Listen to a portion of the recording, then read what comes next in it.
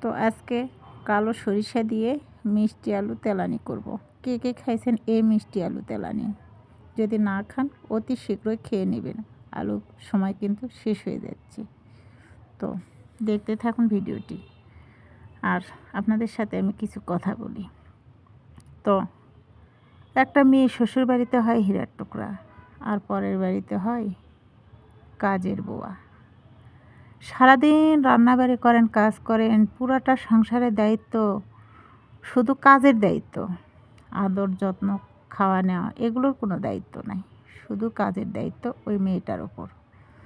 তারপরেও পরের বাড়ির শ্বশুর শাশুড়ি ননদরা বলে, সারাদিন কি করো তুমি?